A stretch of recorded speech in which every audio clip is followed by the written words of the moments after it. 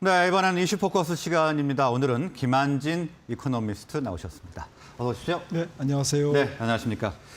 자, 최근에 또 연준에서 매파 목소리가 좀 커지고 있는 것 같습니다. 뭐 7% 얘기도 나오고 있던데요. 어떻게 판단하고 계십니까? 네, 지난주 제임스 블러드 연은 총재죠. 세인트 네. 루이스 총재가 기준금리를 5%에서 무려 7%까지 뭐 좀 열어둬야 된다. 라고 발언을 하면서 좀 시장이 네. 조금 화들짝 놀랐습니다. 네. 역대로 7%인 적이 있었습니까? 기준금리가? 네, 있었죠. 예. 네. 근데 뭐 굉장히 뭐 오래전 일이죠. 뭐 기준금리 자체가 높았을 때니까요. 예. 네, 그래서 사실 70년대는 뭐 잘 아시는 폴 볼커가 뭐 금리를 20%까지 기준금리를 올렸습니다만은 그 이후에 이제 뭐 계속 성장률도 떨어지고 물가도 떨어졌기 때문에 사실 7%라는 기준금리는 뭐 기억에서 지금 거의 없습니다. 네, 기억이 나질 않습니다. 네, 그래서 지난주에 또 콜린스 보스턴 연은 총재가 어쨌든 조금 매파적인 발언을 했습니다. 네, 그래서 달러도 강세로 가고 시장 금리도 올라가면서 네. 또 시장에 부담을 줬는데 뭐 실제로 뭐 매파적인 발언만 한 연준 위원들만 있는 것은 아니고요. 약간 비둘기적으로 지금 얘기하는 사람들도 뭐 많았습니다. 아무래도 속도 조절에 대한 뭐 가장 대표적인 인물이 뭐 브레이너드 연준 이사죠. 네. 연준의 실질적인 제2인자라고 볼 수 있는데 브레이너드 부의장이라든지 이런 분들은 어쨌든 속도 조절이 필요하다. 지금부터는 왜냐하면 뭐 금리 인상이라는 게 당장 효과가 나오는 게 아니고 시차를 두면서 나오기 때문에 실제로 뭐 경기 침체나 혹은 물가 안정에 대한 성적표를 받아보는 것은 뭐 지금이 아니라 내년 중반 정도다. 네. 그때 가서 뭐 조금 되짚기는 어려우니까 지금부터는 조금 신중해라.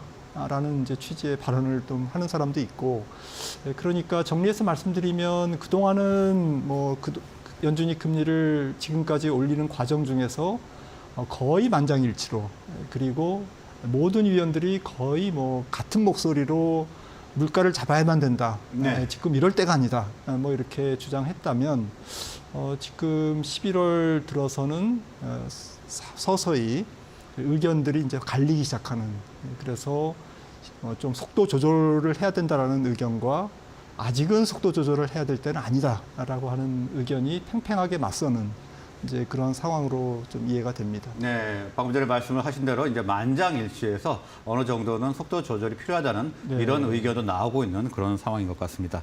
자, 그리고 이번 주에 11월 FOMC의 의사록이 공개되지 않습니까? 맞습니다. 저희가 관전 포인트를 어디에 주면 좋을까요? 네, 우리나라 시간으로는 이제 목요일 날 우리나라 시장 영향을 미치겠죠. 네. 수요일 날 나오니까.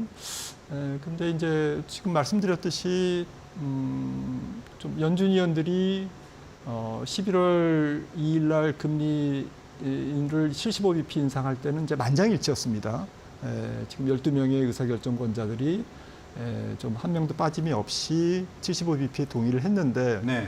그 이후에 이제 여러 가지 그 발언 내용을 통해서 지금 언론에서 보도된 것을 종합해 보면 아마도 75bp까지는 11월 2일 날 인상에 대해서 서로 이견이 없었지만 그 이후에, 그러니까 12월부터의 금리 인상에 대해서는 아마 연준 의사록에 상당히 조금 뭐 여러 가지 의견들이 뒤섞여 있을 거다라는 이제 지금 추측을 가능하게 하고요.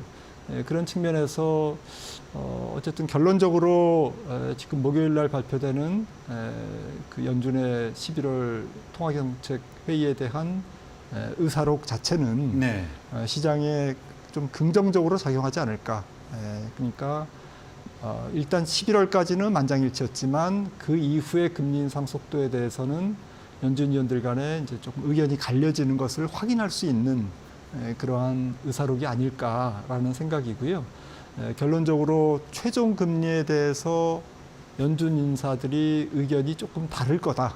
그러니까 제일 중요한 것은 지금 시장에서 최종 기준금리이지 않습니까? 네. 근데 이제 파월 의장이 11월 2일 날 통화정책회의에서 어쨌든 시장에서 생각하는 또 연준위원들이 지금 점도표로 찍어놓은 4.6%보다는 훨씬 더 위까지 갈 수 있다라고 하면서 시장이 그때부터 이제 하락을 했었는데 네.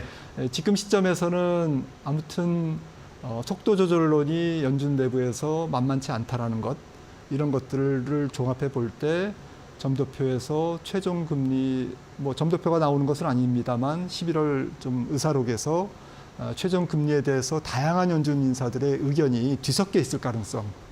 그래서 결국은 내년 초에 한 번 내지 두 번의 금리 인상, 그러니까 최종 기준 금리가 5.0일지 혹은 5.25일지, 네. 그러니까 4.75에서 5.0일지 아니면 5.0에서 5.25일지, 이제 이 부분에 대한 힌트를 이번 주 공개되는 11월 FOMC 의사록을 통해서 시장이 확인할 수 있지 않을까라고 생각을 합니다. 네, 방금 전에 말씀을 해주신 대로 이렇게 다양한 의견이 의사록에 나온다면은 아무래도 증시에는 조금 악재보다는 호재로 작용할 수 있을 것 같습니다. 약간 호재 플러스로 이제 조금 작용할 것 같습니다. 예.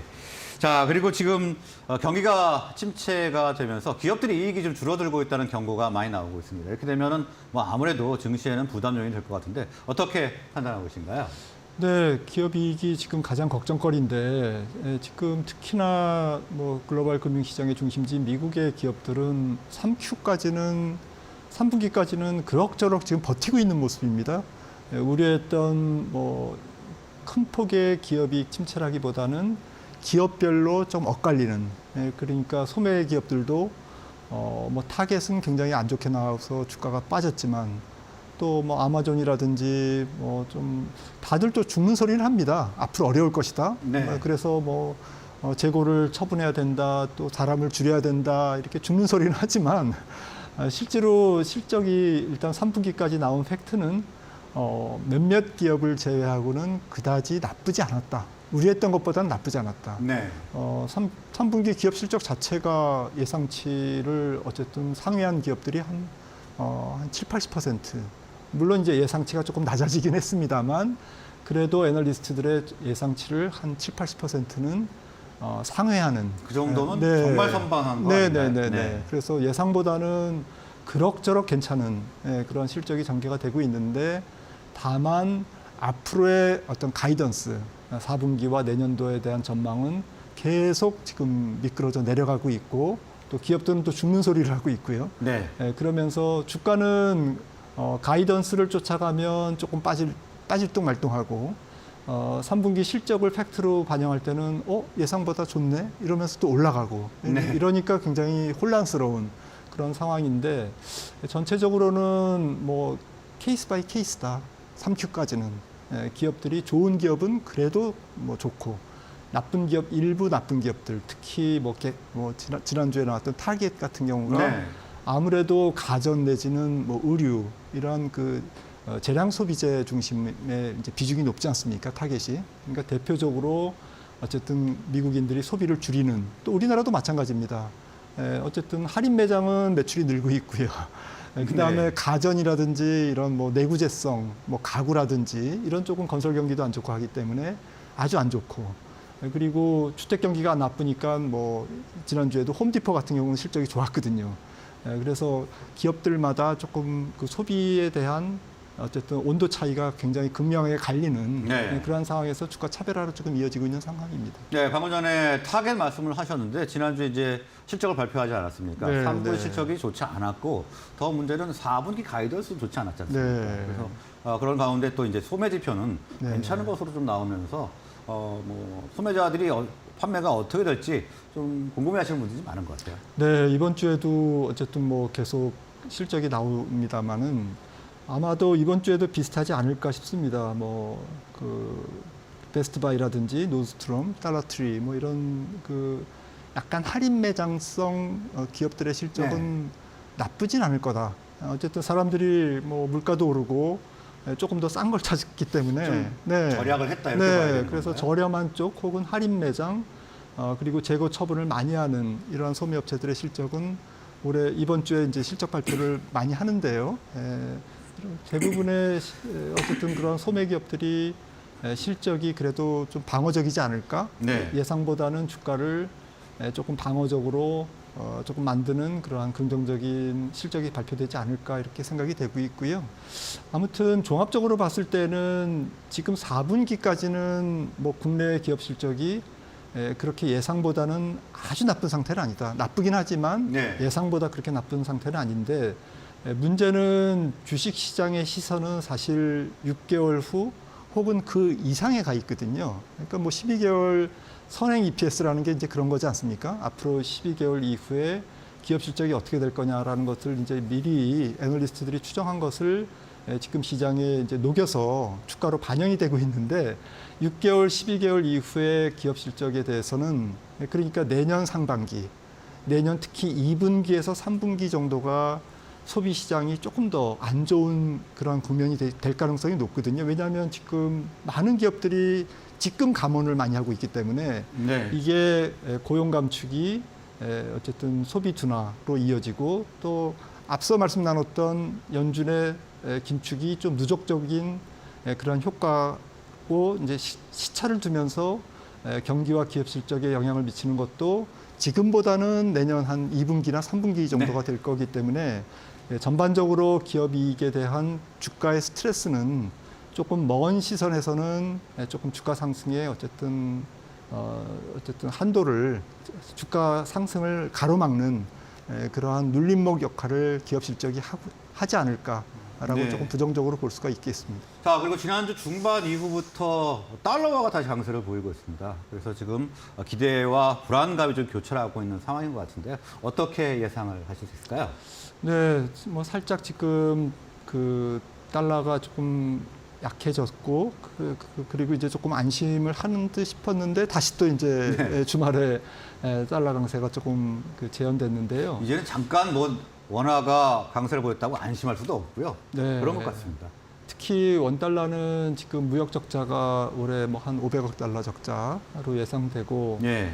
경상수지도 그렇게 조금 불안정하기 때문에 글로벌 달러 자체가 일단 불안정하고 그다음에 원달러의 펀더멘탈 우리나라 국내의 어쨌든 무역 수지라든지 이런 펀더멘탈이 아직까지는 원화 강세 쪽으로 아주 좀 추세를 형성하기에는 좀 역부족인 네. 그런 펀더멘탈을 보이고 있기 때문에 환율은 조금 좁은 레인지에서 상당히 공방이 이루어질 가능성이 높고요. 그러니까 1,300원대를 하향 돌파하기는 조금 시기상 좀 좀 버겁죠. 네, 조금 버겁다. 네. 그렇다고 지난번처럼 1,400원 상향 돌파하기는 어쨌든 글로벌 달러가 지금 약간 숨고르기 과정에 들어가 있기 때문에 연준이 어쨌든 금리 인상 사이클의 막바지 국면에 들어가 있고 또 전체적으로 날씨가 따뜻하기 때문에 유로화가 에너지 쇼크에서 조금 불안정한 모습을 덜 보이고 있거든요.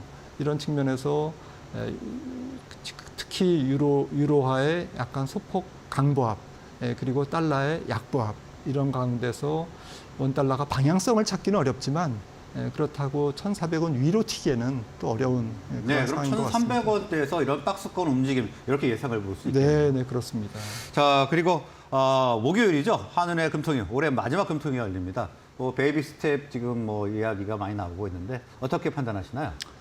네, 그 대내 금리 차를 보면 뭐 50bp를 올려야 되겠지만 네. 지금 레고랜드 사태 이후에 상당히 글로벌 좀 금융시장이 아직은 뭐 달러 경색 그리고 국내적으로도 뭐 신용 경색, 금융 경색이 계속 이어지고 있기 때문에 아마도 국내 경기와 가계부채 또 신용 경색 이런 문제를 고려했을 때는 한미 기준금리의 차보다는 국내의 지금 뭐 고유적인 상황, 지금 어려운 상황을 반영해서 베이비 스텝으로 가지 않을까, 0.25%포인트 올리지 않을까 이렇게 예상을 해봅니다. 네, 뭐 한미 기준금리 역전 이런 상황보다는 경기 침체 우려가 더 중요하기 때문에 베이비 스텝을 밟지 않을까 이렇게 전망을 해 주셨습니다. 자, 오늘 말씀 여기서 마무리하겠습니다. 고맙습니다.